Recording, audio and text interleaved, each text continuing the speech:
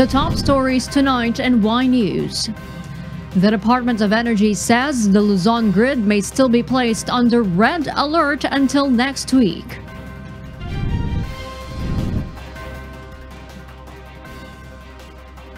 Vice President Leni Robredo is leaving the door open for a shot at Philippine presidency.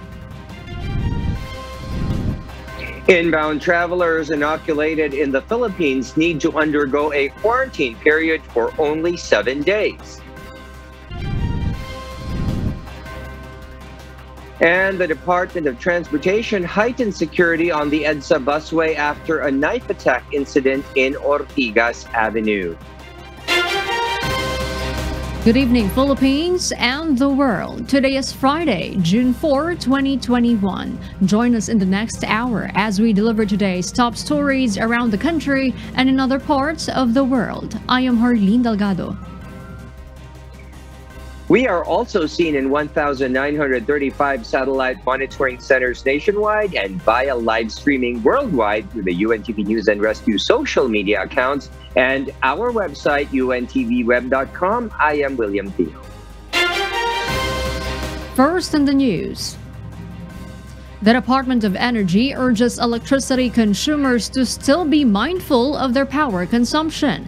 According to the DOE, the red power alert status in Luzon will still continue next week. Ray Pelayo will tell us why. Threats of possible rotational brownouts may persist until next week as red alert conditions are still foreseen in the Luzon power grid.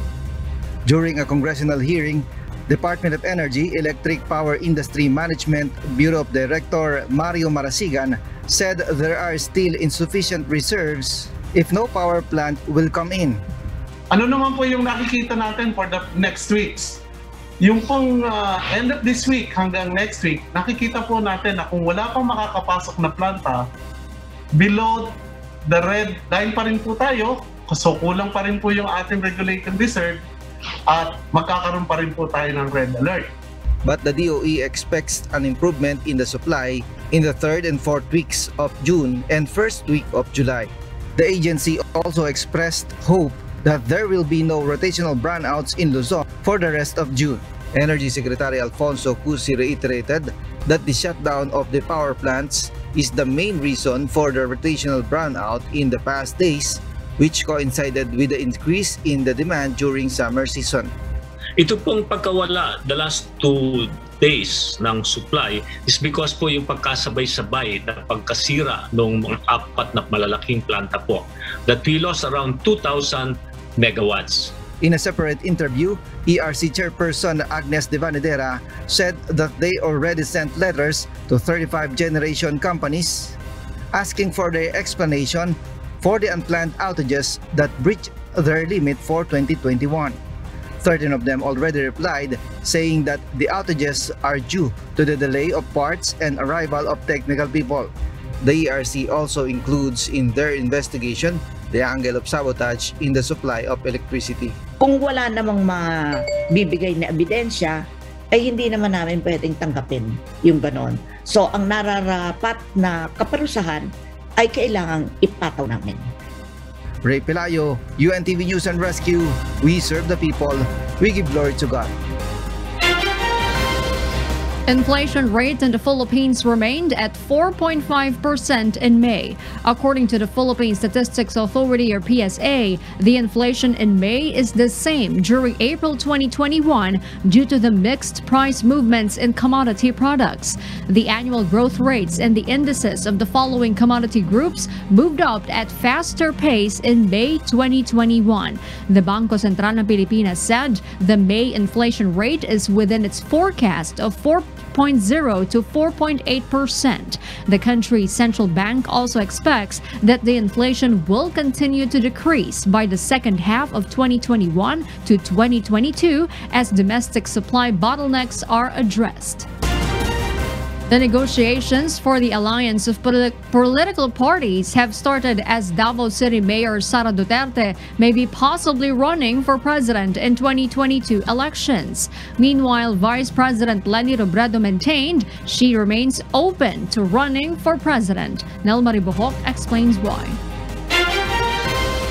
The visit of some personalities at Davao City Mayor Sara Duterte's place is an indication of negotiations for the 2022 national elections. According to Ramon Casiple, a political analyst, it is highly possible that those visitors are aspiring to become vice president or seeking alliances to the presidential daughter's regional political party. Kung national politician yan na may tingin sa sarili na possible VP, pwede. Pero hindi naman necessary kailangan may ganun kang ambisyon para makausap si Sara. Kasi ang kailangan mo, masama ka sa posibleng manalo. Pa-party relations tawag dyan. Some of the known visitors of Mayor Sara are former Senator Bongbong Marcos, who loses his bid in the 2016 vice presidential race. Also former Congressman and Defense Secretary Gilbert Gibo Teodoro, who conceded defeat in the 2010 presidential elections. PDP Laban member Albay 2nd District Representative Joey Salceda already said that he is sure that Mayor Duterte Carpio will run as president. He added that some political parties wants to strengthen their alliance to presidential daughter. But if you look at the body language and the mere fact that from sources, I know that there are at least 5 political parties that are ready. In other words, there are alliances being built to support their candidacy. Mayor Sara led the Davao Regional Party Hugpong ng Pagbabago. In 2019 elections, 3 national parties have signed alliances with HNP. These are Nationalista Party of former Senator Manny Villar, National People's Coalition founded by late Danding Cojuangco, and National Unity Party where Manila Mayor Isko Moreno is the vice chairman. Meanwhile, Vice President Leni Robredo is still open to run for president in 2022. In a social media post, she said that she has many considerations and she will decide in the right time. Robredo also said she has yet to decide on whether to run as governor amid the speculations, but she is open to be one of the candidates in the presidential race. According to Casiple, VP Robredo's fate as standard bearer of the opposition group will still depend on the decision of Liberal Party. Pero malaking usapin sa kanya ay ang Liberal Party ba ay talagang desidido sa kanya kasi dati medyo may problema sila sa relasyon kay Roas. Nel Maribuho, UNTV News and Rescue, we serve the people, we give glory to God. Meanwhile, Manila Mayor Isko Moreno Dumagoso is one of the names being floated nowadays for the 2022 national elections. But does he really intend to run in the upcoming polls? Harleen Delgado has the story. Many tandems are now making noise in the political arena who might be gunning for the presidential and vice presidential race next year. The palace has even named the top picks of President Rodrigo Duterte to endorse as his possible successor. One of them is Manila Mayor Isko Moreno Dumagoso. In a television interview, Dumagoso thanked the president and even his supporters for considering him, but he says he will decide on his own when the time is right, noting he will not entertain for now. According to Dumagoso, he is busy with his obligations as Manila Mayor and he wants to focus first on the city's COVID-19 response.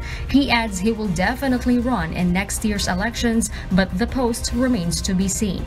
The Manila Mayor also noted that he will decide on his own and not because he is being endorsed by an individual or another group. Earlier, the Isang Bayan Coalition said they are considering Dumagoso as one of their possible candidates for the 2022 elections. The Manila Mayor is also among the top 5 possible presidential bets in a Pulse Asia survey released in April. Harleen Delgado, UNTV News and Rescue. We serve the people, we give glory to God. Some argue that term limits violate the will of voters who support their current leader and want the leader to continue, even if that would mean revising their country's constitution. But why do presidents have term limits? Dante Amento reports. The term limit for the elected president primarily aims to avoid abuse of authority through the use of government machineries. Article 7, Section 4 of the 1987 Constitution provides that an elected president will serve only for a term of 6 years beginning June 30th. constitutional law expert Attorney George Erwin Garcia explains based on his deep study on the debates of the Constitutional Commission, it rooted beyond 30 years ago from the regime of former President Ferdinand Marcos. Ang talagang purpose yan kung bakit nilagay ay upang hindi maabuso ng nakaupong Pangulo ang kanyang kapangyarihan upang ma-perpetuate niya o mapahaba niya ang kanyang sarili sa katungkulan dahil nga sa karanasan bago ipinasa yung 1987 Constitution. Di ba na sinasabing masyadong mahaba yung naging Pangulo natin na halos ayaw nang umalis. But Attorney Garcia clarifies the Constitution did not prohibit a former or incumbent president to run for other position in government. Meron dyan halimbawa mag-aambisyon na isang Pangulo na tatakbo sa any position. Barangay chairman halimbawa yung Pangulo. Kung tutuusin mo, parang napaka-unfair naman. Talon-talo na yung kapitan na tatakbo doon. Kung ang Pangulo mismo ang tatakbo ng kapitan doon, magagamit niya kapangyarihan. But the intention of the Constitution really is to allow a former president or an incumbent president to run for any other position other than the presidency. Garcia adds he was the first to use Article 7, Section 4 provision of the Constitution when he served as legal counsel of former President Joseph Estrada in 2010. Estrada won the disqualification case filed by Attorney Evilio Pormento because he was allegedly covered by the ban on president from any re-election. The COMELEC 2nd Division and the Commission on Elections and Bank dismissed the complaint, and subsequently, the Supreme Court also dismissed the case for being moot and academic. Meanwhile, law professor Attorney Howard Calleja believes Estrada was allowed to run in 2010 elections because he did not finish his term after he was ousted in his position. Calleja, one of the conveners of Isang Bayan Coalition, stresses that if President Duterte will run for VP, then it is a threat to abuse of power and political dynasty. The spirit of the Constitution, again, prohibits political dynasty. So on two counts, no? On re-election, on having term extended, and on dynasty. We cannot permanently install a person or a family. That has already been one of the ills that we were trying to prevent during the 1987 Constitution. Dante Amento, UNTV, News and Rescue. We serve the people. We give glory to God. In a bid to have COVID-proof elections, some senators urge the Commission on Elections, or COMELEC, to add polling precincts in open areas to avoid a super spreader event. However, COMELEC is concerned with a limited number of vote counting machines. Harleen Delgado will tell us why. The Senate Committee on Electoral Reforms tackled yesterday the conduct of the 2022 national and local elections amid the threat of COVID-19. One of the possible changes to be imposed is the extension of voting hours and the adherence to health protocols, like what was done during the Palawan plebiscite last March. However, Senator Cynthia Villar doubts the election can be done within a day, citing the added processes for the health protocols. The senator suggests to add more polling precincts and utilize open spaces such as covered courts and multi-purpose halls. Dapat damihan nyo na lang ang election precinct at election places para wag magkagulo. Kasi magkakagulo yan. Baka hindi bumoto mga tao. Matakot.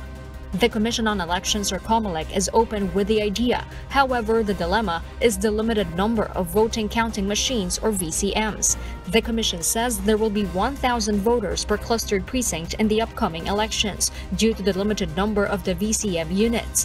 This was higher compared to 200 voters per cluster precinct that was enforced during the Palawan plebiscite, where health and safety protocols were observed. Over 97,000 VCMs have been refurbished by the COMELEC for next year's elections. May time pa naman bumili kaysa mapostpone ng election. Correct. At magkagulo election. Bumili na lang. We will bring that matter to the steering committee kasi kailangan ng policy yan, and of course yung process ng pagbili for additional BCMs, and of course yung process ng bidding and the availability of funds. The COMELEC adds they are doing an inventory of open spaces in parts of the country that can be used as potential voting centers to decongest the number of voters in public schools. Jorlene Delgado, UNTV News and Rescue. We serve the people, we give glory to God. For those watching our 24/7 live streaming on YouTube, please click the subscribe button you see on your screen and ring the bell for notification. You may also follow us on Facebook. All individuals who are fully vaccinated against COVID-19 in the Philippines can now leave and enter the country with a shorter quarantine period. Rosalie Cos will tell us why.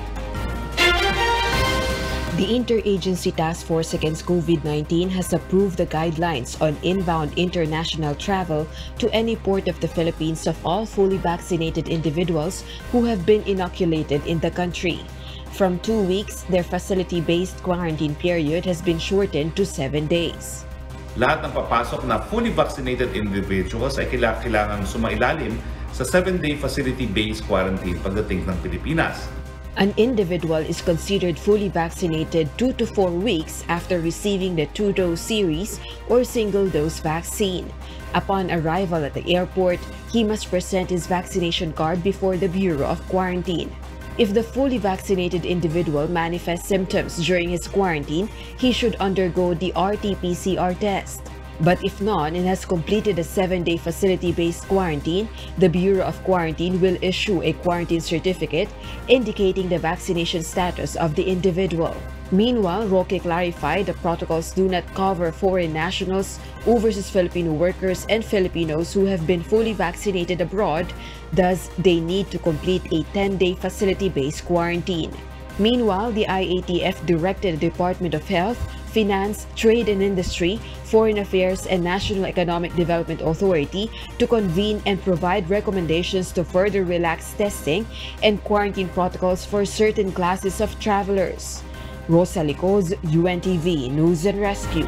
We serve the people, we give glory to God. Meanwhile, the government's task force on COVID-19 response has placed Davao City under Modified Enhanced Community Quarantine or MECQ from June 5 to 20 due to increasing COVID-19 cases in the area. Presidential spokesperson Secretary Harry Roque made the announcement a day after the Davao City government requested for the MECQ implementation in the city to address the surge of infections. Davao City Mayor Sara Duterte Carpio earlier asked the Interagency Task Force or IATF to implement a stricter quarantine classification to allow a circuit breaker in the surge of patients inside hospitals. Duterte Carpio said beds at the Southern Philippines Medical Center are now at a critical utilization rate, while its intensive care units are already full.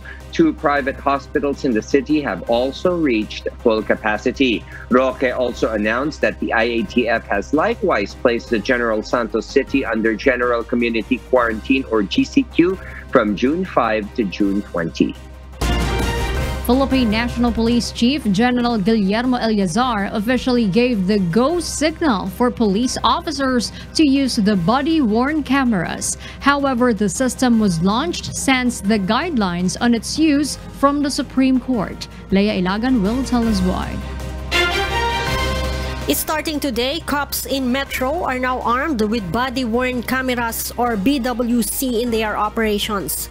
Philippine National Police Chief, Police General Guillermo Eleazar said the cameras can guard against incidents of police abuse as the new system allows the PNP Command Center to monitor the actual police operations of all units nationwide. However, the body camera system still lacks the guidelines on its use from the Supreme Court. We can work even without that naman eh. Kasi pwede naman kayo magbigay ng mga direktiba based on our memo and the verbal instructions.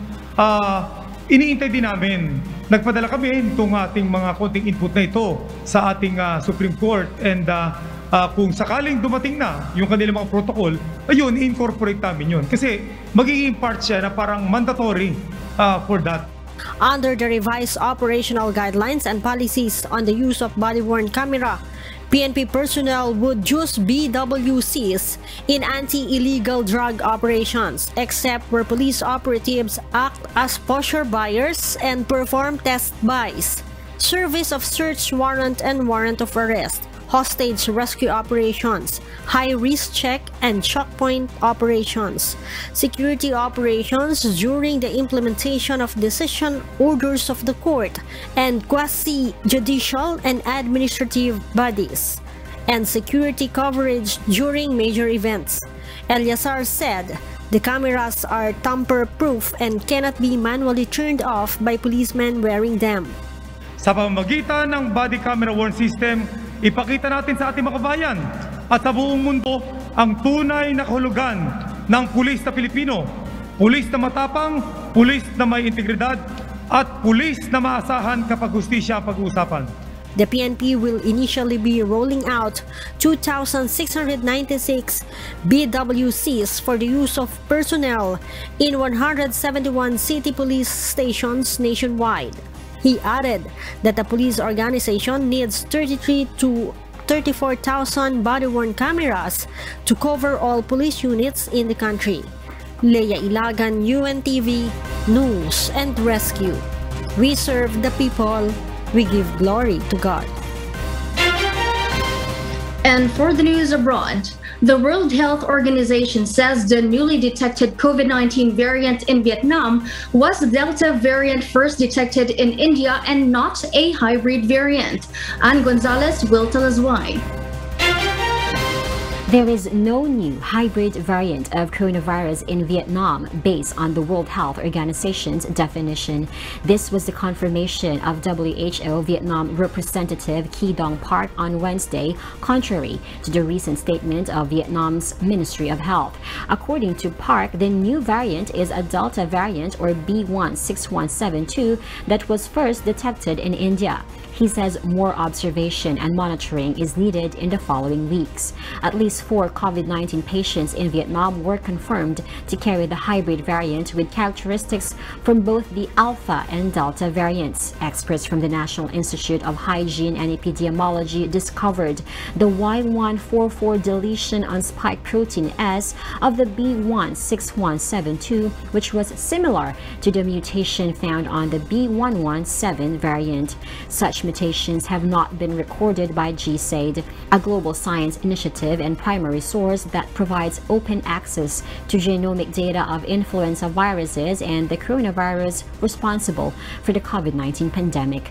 The new variant has yet to be named, but Park assured that there's no alarming alert yet from WHO with regards to this. Vietnam has been battling the 4th wave of the pandemic since its resurgence in late April and has recorded a spike of more than 5,000 infections since then.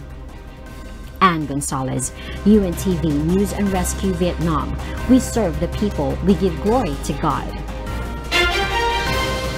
The Biden administration announced a plan to share 25 million COVID-19 doses globally in what officials described as a down payment on tens of millions more doses to come. Annie Mancilia will give us the details live. Yes, Annie, good evening. Marielle, U.S. President Joe Biden announced their plans for the allocation of the first 25 million of its 80 million surplus COVID-19 vaccine doses to other countries.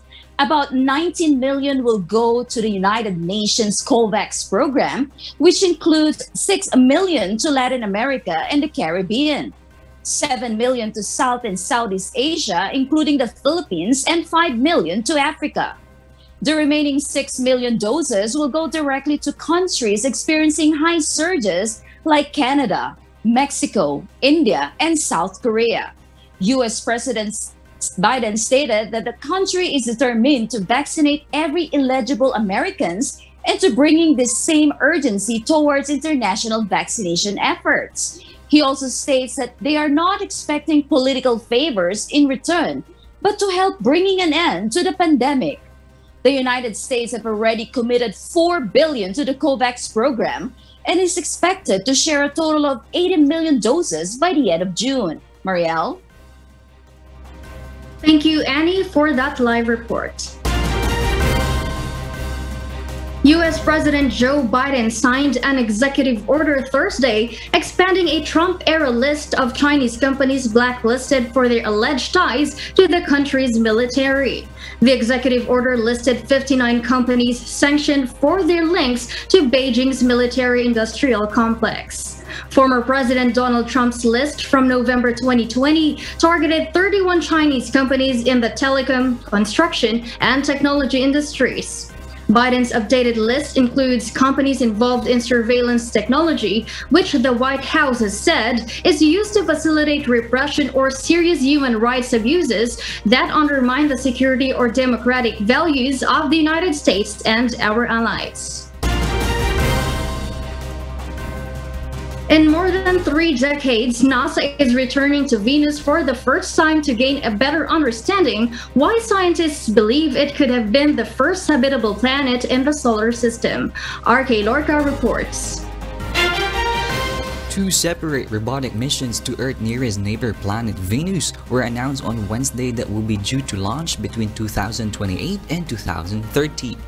NASA Administrator Bill Nelson said the 2 missions called Da Vinci Plus and Veritas were selected for NASA's shortlist of 4 spacecraft for the next round of Discovery missions. These 2 sister missions both aim to understand how Venus became an inferno-like world capable of melting lead at the surface. They will offer the entire science community the chance to investigate a planet we haven't been to in more than 30 years. NASA has set aside roughly $500 million each in developmental funding for the 2 ventures. We hope these missions will further our understanding of how Earth evolved and why it's currently habitable when others in our solar system are not. The last NASA probe to visit the planet was the Magellan Orbiter in 1990, where at the end of its 5-year mission provided never-before-seen imagery of the planet's cratered and volcanic surface. RK Yorka, UNTV News and Rescue. We serve the people, we give glory to God. And those are the reasons behind the news in other parts of the globe. I am Mariela Toza, live from Perth, Australia. Good evening. A study found that prior infection with COVID-19 reduces the risk of getting infected again for up to 10 months. Maeve Dog will give us the details live. Yes, Maeve. Arlene, according to a study on care home residents and staff by scientists at the University College London, residents who had previously contracted the coronavirus disease were 85% less likely to be infected again between October and February, while staff with prior infection were around 60% less likely to be infected than those who had not been infected before.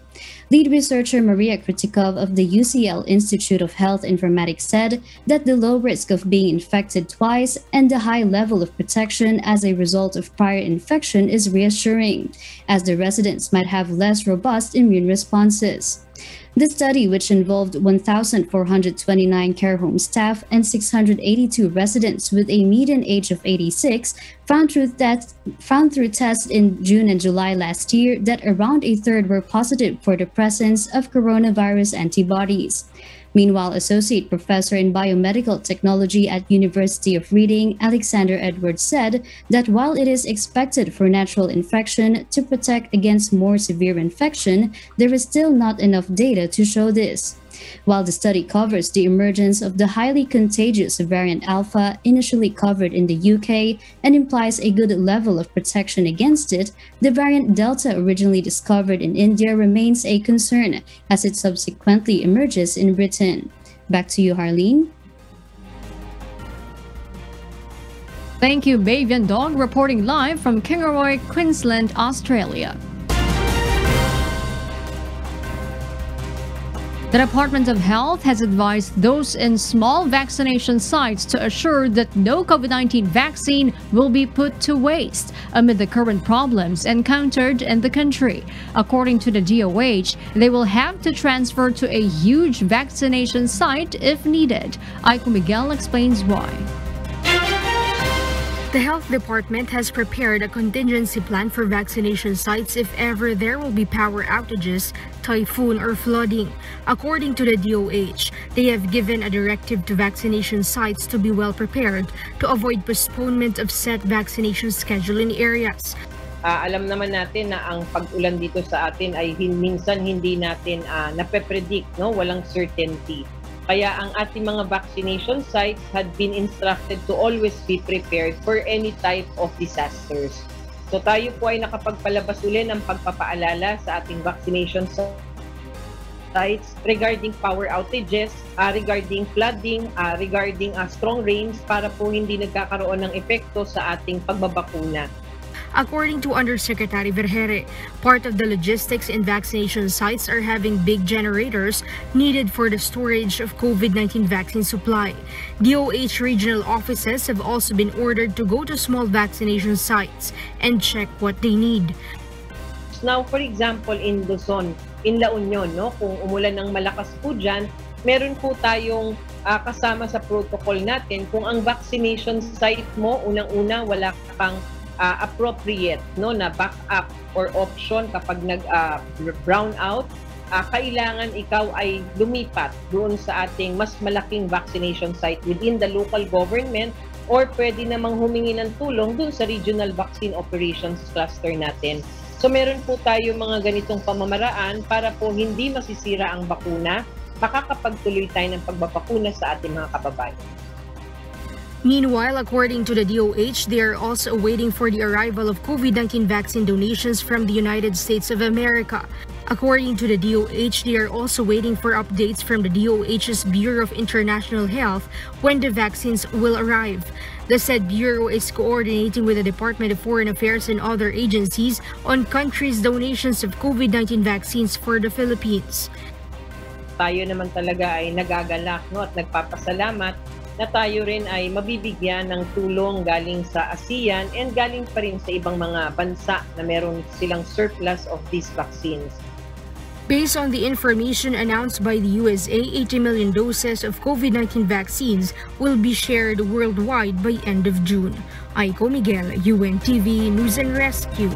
We serve the people, we give glory to God. A medical expert clarified that the Philippines is not the only country implementing the face shield policy. The infectious disease expert also affirms the use of face shield is a significant layer of protection as the country still records high COVID-19 cases. Marvin Calas has the story. Not just the Philippines, but including Peru and Latin America are the countries currently imposing the face shield policy.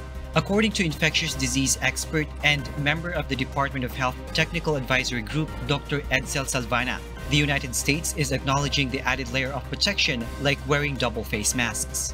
But the enforcement remains as a big challenge under the American government. Actually, kung aalahanin natin, nung nagsasurge sila dati, sabi rin ni Dr. Fauci, lalo na with the new variants, baka mas maganda nga na double mask. Hindi na natin sinunod dito sa Pilipinas dahil alam natin nagpe-face shield naman tayo, so parang ganun naman rin yung epekto. Kumbaga, dalawang layers yung ginagamit naman talaga natin from the start. Dr. Salvana believes that it is not timely to eliminate the policy in the Philippines, adding that majority of the Filipinos are not vaccinated yet and COVID-19 cases remains high as recorded at about 7,000 cases per day. COVID kasi constantly nag-mutate, pwede magkaroon ng bagong variants. It's not something that we will say na okay, nabakunahan na ako, tapos na to para sa akin. It may be true for you in terms of decreased severity ng illness, hindi ka na mamamatay sa COVID, pero marami pa po sa ating mga kababayan ang hindi nababakunahan. The Octa Research Group further said that a thorough study should be considered before the easing of face shield policy and affirms that gradually easing the restriction is necessary. More work and data is needed to assess this particular intervention, this particular PPE, and so we haven't decided on a position. The Department of Health stays firm that the wearing of face shield remains mandatory to avoid increasing the COVID-19 cases in the country. Marvin Calas, UNTV News and Rescue. We serve the people, we give glory to God. The Philippines' cumulative tally of COVID-19 cases climbed to 1,255,337 today after the Department of Health or DOH reported 7,450 additional infections. In its latest bulletin, the DOH said the number of active cases in the country went up to 60,794. Of these cases, 93.9% are mild, 2.0% are asymptomatic, 1.15% are moderate, 1.6% are severe, and 1.3% are in critical condition. The DOH noted in its report that 5 accredited testing laboratories failed to submit data on time. The DOH also reported that the total recoveries increased to 1,173,006 after 2,382 more patients survived the viral respiratory disease. The death toll rose to 21,537 with 181 new fatalities. Meanwhile, the Department of Transportation assures that public commute through EDSA busway remains safe. Let's find out why from Asher Cadapan Jr. Transportation Secretary Arthur Tugade believes that the commotion that happened in EDSA Busway Ortigas Avenue Station last Monday was just an isolated case. Tugade explains that every bus stop are secured by law enforcers from different government agencies. I would like to think that this matter is an isolated case. Dapat hindi po ito mag-trigger o gumawa ng paniniwala na ang ating sakayang publiko ay hindi safe. Nandiyan ho yung IAC, nandiyan yung Coast Guard, nandiyan yung sambayanan na ang nakakarami ay hindi ito tolerate ang mga gawain ganito. Security concerns arose after a reportedly mentally disturbed man pretending as person with disability attempted to attack one of the EDSA busway marshals using a knife.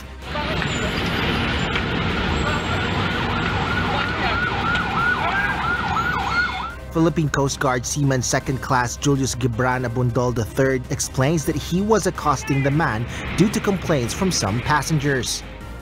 So may nag-report po sa akin, sir, na isang ginang muna. Sabi niya sa akin, meron daw lalaki ron, hinaharap daw siya. So, inuntahan ko. Bago po ako pupunta, sir, sa way na yun, may nag-report ulit sa akin na palop na isang matanda. Sabi niya, nangaharap daw talaga. Saka may hinahawak daw na, may pinapakita daw na kutsilyo.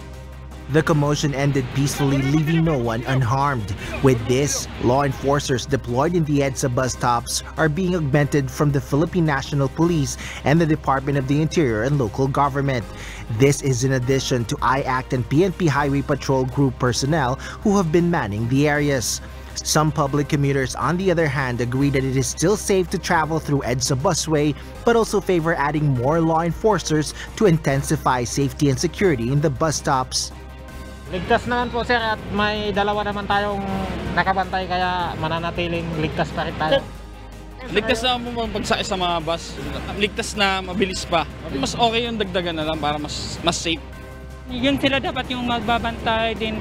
I-ano nila yung mga pasahero din, i-assess nila. Asher Cadapan Jr., UNTV News and Rescue. We serve the people, we give glory to God. In other news, the Octa Research Group is confident that the National Capital Region Plus and 8 areas can achieve herd containment before the year ends. Janice Inhente will tell us why. The Octa Research Group agrees with the government's plan to prioritize the vaccine allocation for the National Capital Region Plus 8 areas. This is because majority of the COVID-19 cases in the country are reported in Metro Manila and neighboring provinces. According to Octa Research Fellow Dr. Guido David, to achieve herd containment before the year ends, the target vaccination should be 40 to 50% of the 37 million people in the NCR Plus 8 areas, or around 16 million individuals. If we do a prioritization for the NCR Plus 8, and here we estimated about 50% of the population to be vaccinated in the NCR, and for other regions around 40%. But this is just a ballpark estimate. We see that we would need 33 million doses to achieve this level of population protection or containment. As of May 30, the Philippines has received 8 million doses of COVID-19 vaccines and over 5 million of those have already been administered. But until today, only more than 1 million individuals in the country are fully vaccinated. For Octa research, the government must focus on the inoculation of the second dose of the COVID-19 vaccine. Itong issue ng 1 million na hindi kumukuha ng second dose is a serious issue, and reasons for doing so have to be investigated. Meanwhile, infectious disease expert Dr. Edsel Salvana explained that it is important to complete the 2 doses of COVID-19 vaccine in order to have adequate protection against the deadly viral disease. Janice Inhente, UNTV, News and Rescue. We serve the people, we give glory to God. And before we close, we will leave you with a final word, giving glory to God. From the book of Psalms, chapter 31, verse 24. It says, "Be of good courage, and he shall strengthen your heart, all ye that hoped in the Lord."